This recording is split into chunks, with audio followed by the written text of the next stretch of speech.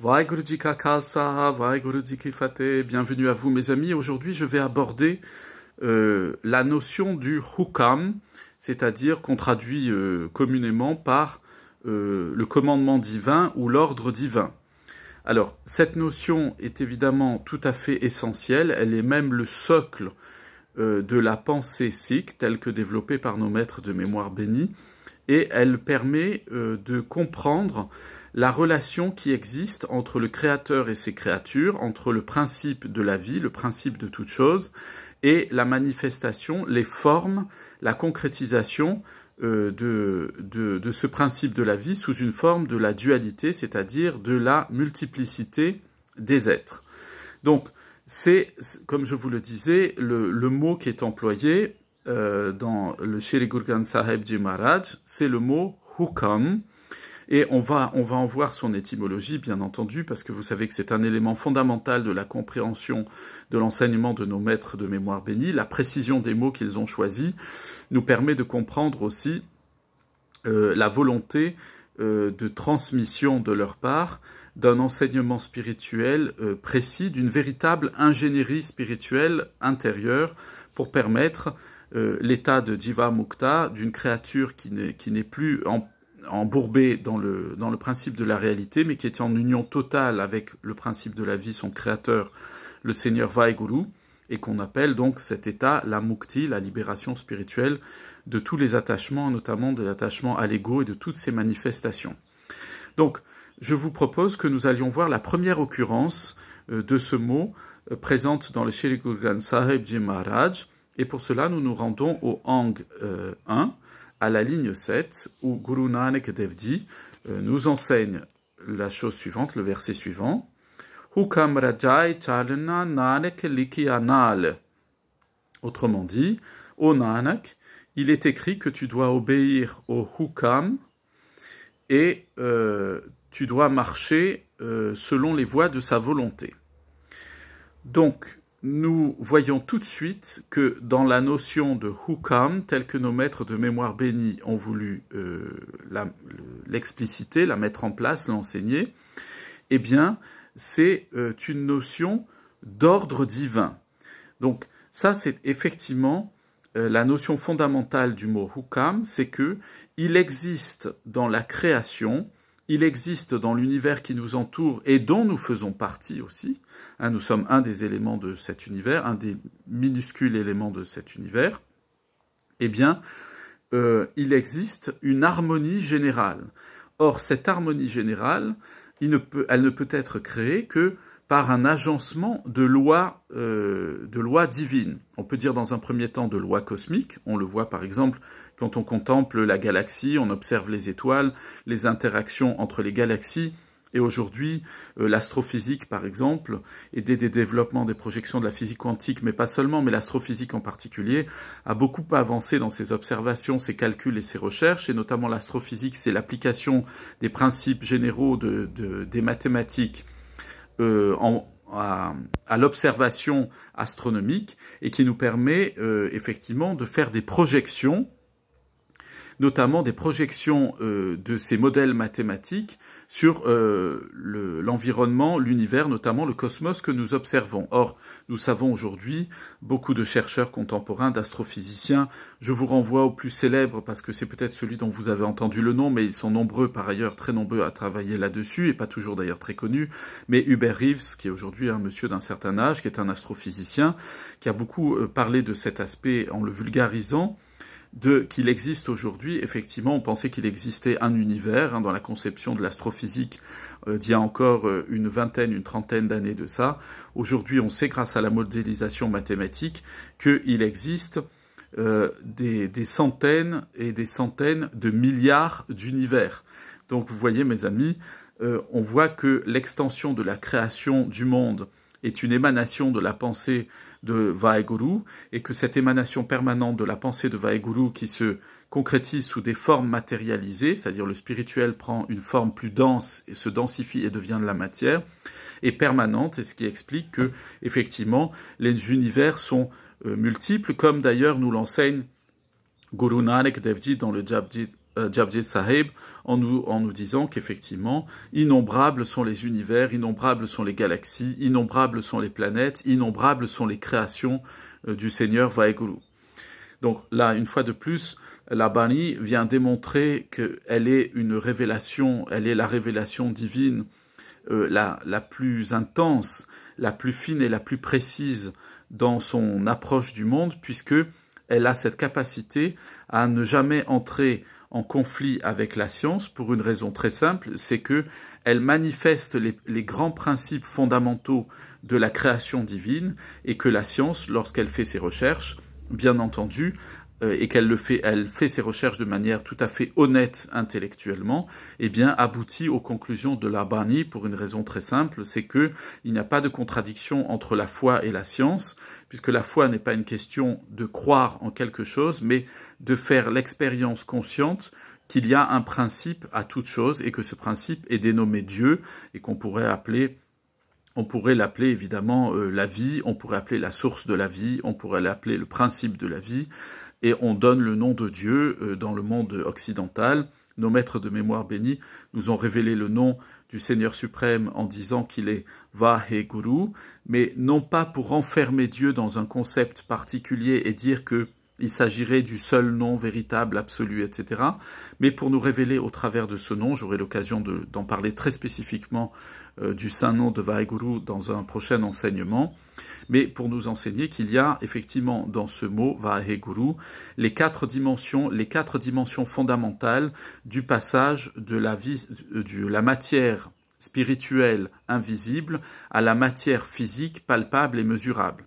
Et on sait que nous vivons dans 3 dimensions et que la physique quantique a développé l'idée qu'il existe, l'hypothèse scientifique qui se vérifie d'ailleurs au fur et à mesure du temps avec les modélisations mathématiques et les expériences physiques qui se développent et qui se précisent compte tenu du développement de nos outils scientifiques et de nos outils de métrologie, de mesure, et de métrique d'ailleurs par la même occasion, donc qui permettent de spatialiser. Nous savons qu'aujourd'hui qu'il y a 3 dimensions physiques plus une 4e dimension. Donc voilà. Il y a donc, je reviens donc à la notion de hukam pour pas trop m'éloigner de mon propos. Et donc le hukam ici, Guru Nanak Dev Ji nous dit, il est écrit que tu dois obéir à son hukam, c'est-à-dire à l'ordonnancement divin, à l'ordre des choses, et que tu dois marcher selon les principes de sa volonté. Donc, si nous allons un peu plus loin dans la Bani, et je vais arriver vraiment à l'étymologie du mot hukam, qui est extrêmement intéressante pour nous permettre d'affiner notre compréhension de ce que nos maîtres de mémoire bénis veulent nous enseigner lorsqu'ils emploient très régulièrement, le mot de hukam. Nous lisons au Hang 4 à la ligne 14 l'enseignement suivant. Évidemment, on est toujours dans le Japji Sahib, c'est Guru Nanak Dev Ji qui nous enseigne et il nous dit Nanak hukmi avahu jao.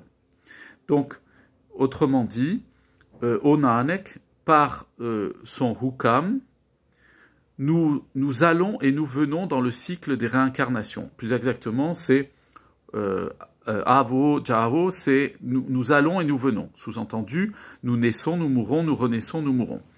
C'est-à-dire qu'ici, Guru Nanak Dev Ji nous dit que dans le principe de réincarnation, et je vous renvoie à mon enseignement, un de mes derniers enseignements sur le principe, la naissance du cycle des réincarnations, le cycle des réincarnations appartient à la temporalité, c'est-à-dire que pour qu'il y ait un mouvement circulaire, il faut qu'il y ait un début, il faut qu'il y ait une fin, même si cette fin, elle peut être infinie, au sens où on a un mouvement perpétuel. Pour ça, je ne vais pas faire un cours de physique mécanique, bien entendu, mais si ça vous intéresse, je vous renvoie à tout ce qui a été fait, comme vous pouvez trouver d'ailleurs des choses très intéressantes sur YouTube à ce sujet, sur comment créer un mouvement perpétuel, par exemple, et notamment à partir de mouvements circulaires, lorsqu'on lance un poids un objet d'une certaine masse à une certaine vitesse en lui donnant une certaine courbe, eh bien, on obtient un mouvement circulaire. Eh bien, là, ce que nous enseigne ici Guru Nanak Dev Ji, c'est que par le hukam, par l'ordonnancement divin, par la volonté divine, la décision divine, eh bien, il y a l'apparition de la matière, c'est-à-dire il y a l'apparition de la naissance et de la mort. Et c'est ça que nous enseigne ici cette Bani-là, ce verset-là, c'est que vraiment Hukmi Havo Jahu, c'est par son ordre, les choses vont et viennent. Donc on voit bien que dans les lois divines sont là pour impulser un mouvement à l'ensemble de la création. Or, ce mouvement, c'est ce qu'on appelle, d'un point de vue, nos maîtres de mémoire bénis appellent d'un point de vue strictement spirituel, on dirait de la théologie sikh pure et dure, c'est ce qu'on appelle l'impermanence, c'est-à-dire le changement constant des choses. Et la Bani nous explique que le Seigneur suprême, Vaheguru, est en dehors de ce principe du changement. Pourquoi? Parce que ce principe du changement est une conséquence de l'ordre des choses qu'il a établi, et cet ordre des choses, ce Hukam, prend naissance dans la contemplation que Vaheguru a de lui-même, c'est-à-dire que dans la Samadhi de Vaheguru, dans son état de parfait équilibre et de contemplation, de méditation sur lui-même, puisque le principe de la vie se contemple lui-même, eh bien, de ce principe d'auto-contemplation par Vaheguru, naissent les formes, et ces formes, donc, elles vont s'agencer, elles vont se diversifier selon le hukam, c'est-à-dire selon l'expression des lois divines, c'est-à-dire selon le principe ordonnateur de la vie, c'est-à-dire le Seigneur suprême lui-même. C'est la raison pour laquelle nos maîtres de mémoire bénis, on le verra un peu plus tard, j'y reviendrai, nous enseignent qu'entre le hukam de Vaheguru et nous-mêmes, entre l'ordre divin et le Seigneur lui-même, eh bien, il n'y a pas de distinction. C'est notamment, et je le dis ici, j'en profite de le dire au passage, lorsque nous allons demander à Guru Maharaj eh bien, de nous donner une direction dans notre vie et que nous allons prendre un hukam nama, que nous allons recevoir un enseignement de Guru Sahib, eh bien, à ce moment-là, pour quelle raison nous avons cette pratique-là chez les Sikhs, de prendre un hukam dans le Shri Guru Granth Sahib Ji Maharaj? C'est pour nous mettre en mouvement. C'est pour faire un choix dans notre existence. C'est pour impulser quelque chose dans notre existence. Et donc, lorsque nous prenons un hukam, alors je l'explique pour ceux d'entre vous qui m'écoutez et qui n'appartenaient pas à la voie spirituelle du sikhisme ou qui ne connaissaient pas les coutumes et les traditions des Sikhs. Un Sikh, pour prendre conseil auprès de son gourou, auprès de son maître spirituel, auprès du Shri Guru Granth Sahib Ji Maharaj, qui est le 11e maître spirituel éternel qui gouverne la communauté des Sikhs et qui enseigne à l'ensemble des univers la sagesse divine qui a été cachée pendant des siècles et qui s'est révélée au fur et à mesure du temps.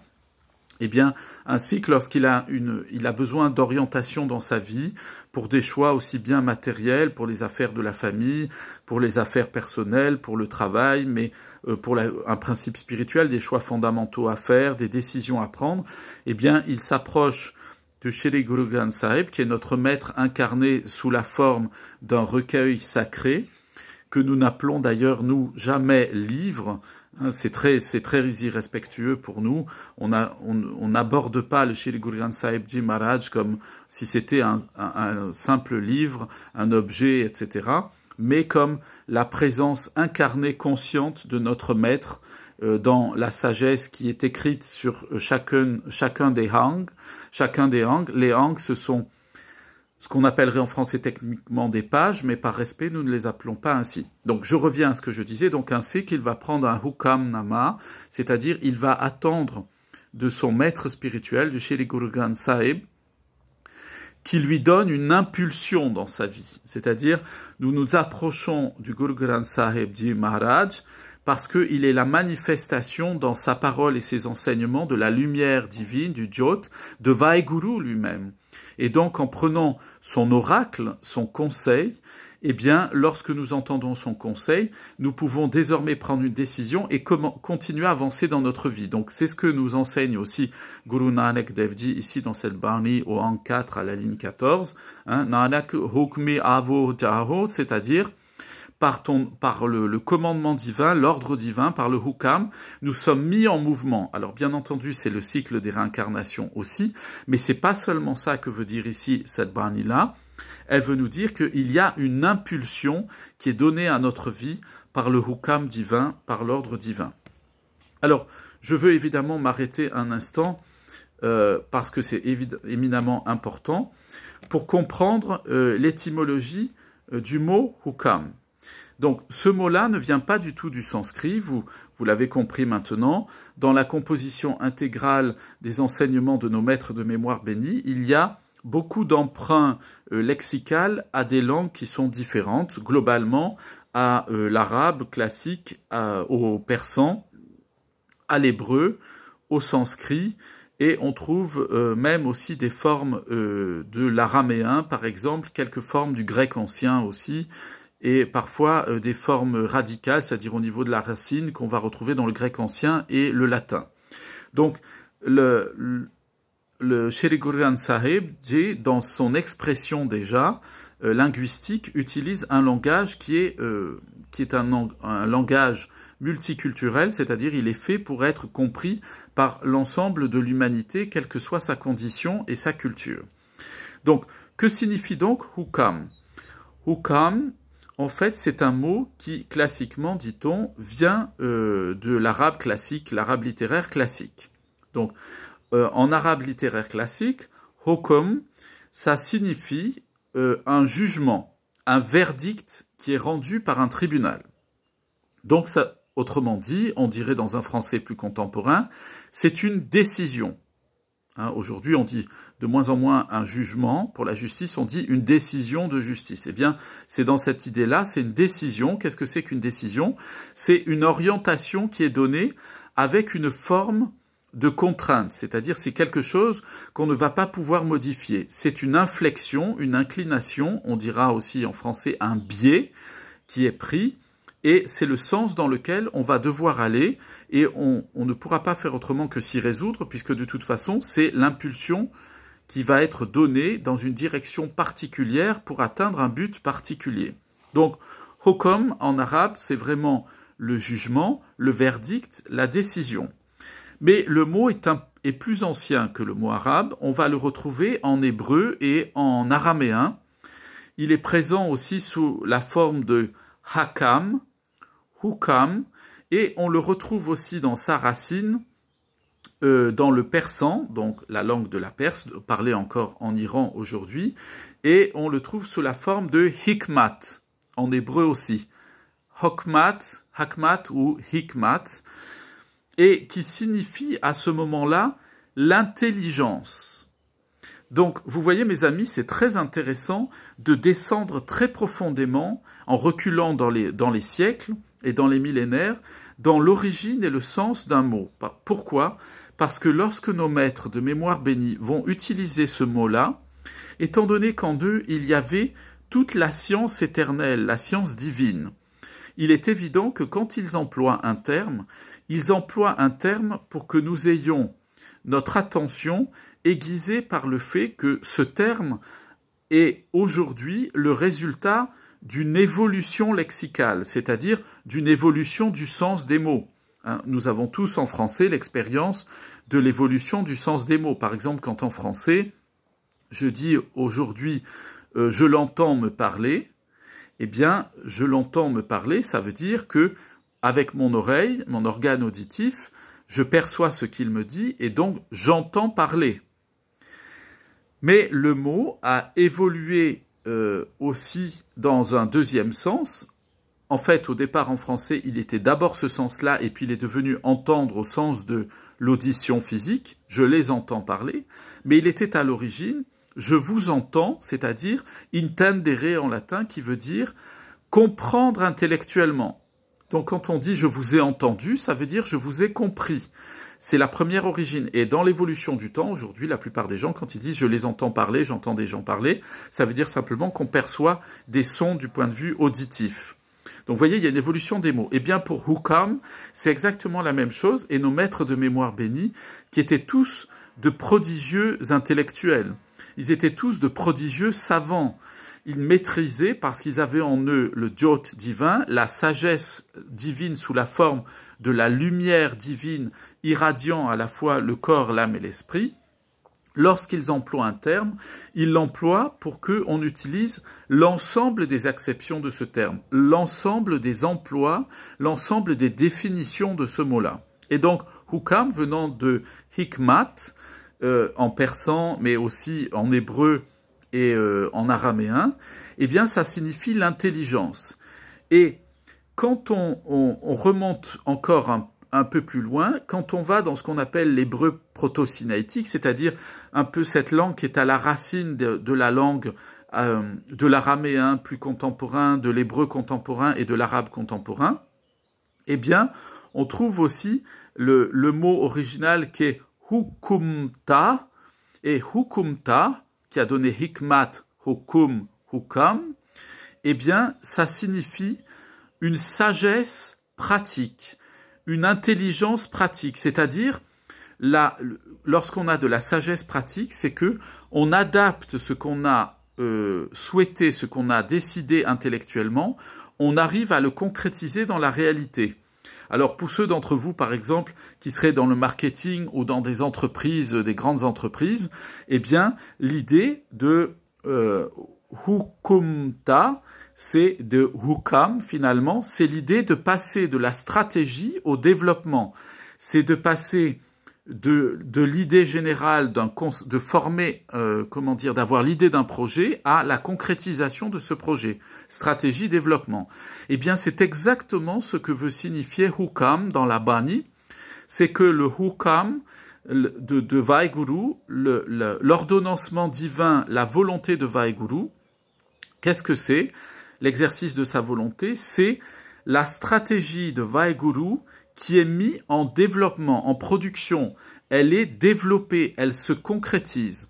Ainsi, la Bani nous enseigne au travers de l'utilisation du mot hukam, eh bien que dans notre vie, il ne suffit pas d'entendre dans les enseignements de nos maîtres bénis la volonté de Vaheguru, c'est-à-dire très bien, j'entends tous les jours la Gurbani, je sais que ce que Dieu veut de ma vie, ce qu'il attend de moi, ce qu'il faut faire dans ma vie spirituelle. Eh bien, le hukam, c'est pas entendre et puis s'arrêter à ça, c'est pas que de l'intelligence, de la sagesse, c'est de la sagesse, c'est du gyan, c'est de la sagesse divine qui est mise qui devient du karam, qui devient de l'action.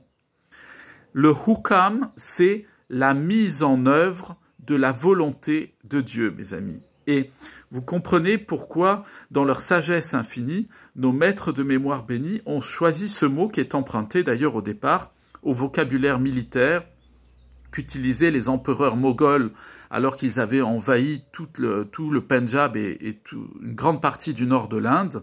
Ça descendait d'ailleurs jusqu'au Rajasthan. Eh bien, à ce moment-là, pour quelles raisons nos maîtres de mémoire bénis, à commencer évidemment par Guru Nanak Dev Ji, eh bien, utiliser ce mot-là de hukum parce que il a dans l'aspect de la stratégie militaire, il nous renvoie évidemment à ce que c'est qu'une décision de l'état-major dans l'armée. Lorsqu'un état-major dans l'armée prend une décision, les soldats l'exécutent. Ils envoient les bataillons sur le terrain qui passent au combat. Eh bien, c'est exactement ça le hukam, c'est une décision qui fait passer la stratégie à l'action. Et donc, lorsque nous nous approchons du Shri Guru Granth Sahib pour demander, prendre un hukam nama, eh bien, ce qu'il va se passer à ce moment-là d'un point de vue spirituel en nous, c'est pas simplement le fait d'entendre l'enseignement de Guru Maharaj et de dire « Ah, c'est bien, merci Guru Sahib, tu as répondu à ma question, etc. » Non, il nous donne en même temps que le hukam nama que nous recevons, il nous donne la puissance et la force spirituelle de le mettre en œuvre. Donc je vous donne un exemple. Si par exemple, je suis quelqu'un dans ma vie où je suis allé un peu à côté de la gourmat, de l'enseignement de nos maîtres de mémoire bénis, de la voie spirituelle que nos maîtres ont enseignée.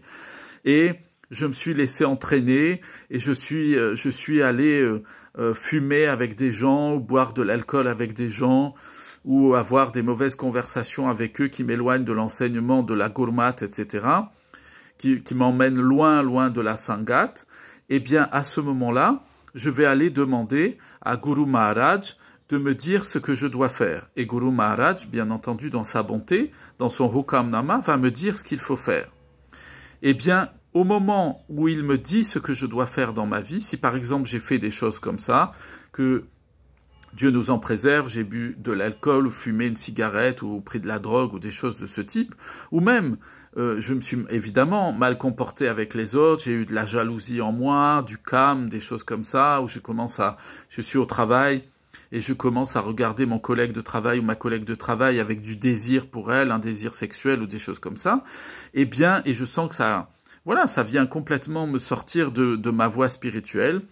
Eh bien, quand je vais prendre le Hukam-nama, il faut se dire, dites-vous, mes amis, qu'au moment où vous prenez le Hukam, quel que soit ce que vous demandez, là je cite des exemples un peu caricaturaux, mais enfin malheureusement qui arrivent souvent dans la vie de certains, mais je fais exprès, mais quelle que soit la demande que vous faites, Guru Sahib, en vous donnant le Hukam-nama, il vous donne la puissance spirituelle de redresser votre vie. Il y a que nos maîtres de mémoire bénis qui sont capables de faire ça. Ils ont mis dans la Bani, et c'est pour ça que la Gurbani, on la traite avec autant de respect, elle est autant sacrée, et qu'on ne peut pas se permettre de prendre des versets de la Gurbani et les imprimer dans des livres qui vont être vendus à tout le monde, et que n'importe qui peut acheter, et qui vont être placés n'importe où, par terre, dans une bibliothèque, dans n'importe quel sac, jetés sur un canapé, etc., des choses comme ça. C'est pour ça que la Gurmukhi elle-même, les lettres elles-mêmes, quand elles forment la Gurbani, elles sont la manifestation physique de Vaheguru, la manifestation physique de nos maîtres de mémoire bénis, et la Gurbani contient en elle, lorsqu'elle se traduit sous la forme d'un Hukam-nama, la puissance spirituelle. Elle nous donne pas seulement l'enseignement du Gyan, mais elle nous donne aussi la puissance spirituelle de transformer notre vie et de la mettre en conformité avec la volonté de Dieu.